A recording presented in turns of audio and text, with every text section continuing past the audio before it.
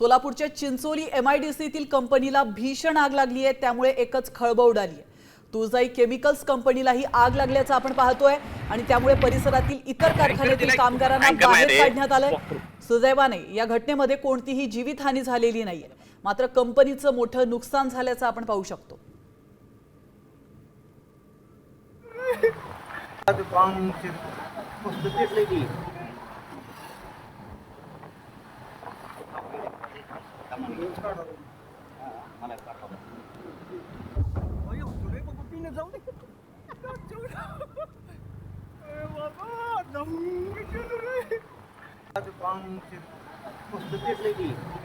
अशा पद्धतीची आग जी आहे ती मागच्या तासाभरून लागल्याचं चित्र आपल्याला पाहायला मिळतं। आपण बघू शकताय की आगीचं स्वरूप किती मोठ्या भीषण पद्धतीचं आहे।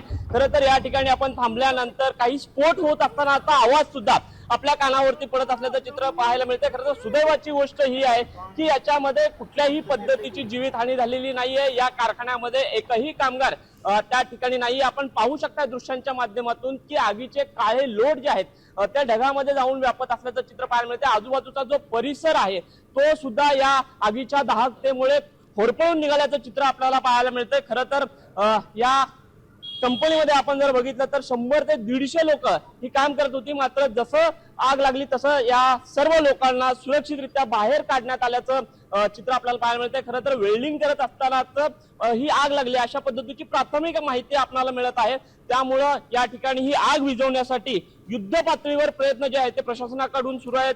अग्निशामक दलाच्या गाड्या ज्या आहेत त्या मोठ्या संख्येने या ठिकाणी दाखल झालेल्या आहेत। तिकडच्या पोलीस प्रशासनाने सुद्धा आजूबाजूच्या परिसरामध्ये सामान्य नागरिकांना यायला मज्जाव घातलेला आहे। त्यामुळे आपण जर दृश्यांच्या माध्यमातून बघितलं या आगीचं स्वरूप किती भयानक आहे आणि अवघ्या काही तास तरी ही आग विझेल अशा पद्धतीची चिन्ह जी आहेत ती सध्या तरी दिसत नाहीत। त्यामुळे ही आग नेमकी केव्हा विझणार हे पाहणं आता महत्त्वाचं ठरणार आहे। विश्वभूषण लिमय, साम टीव्ही न्यूज, सोलापूर।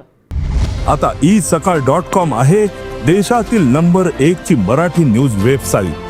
प्रत्येक अपडेटसाठी isakal.com ला नक्की भेट द्या।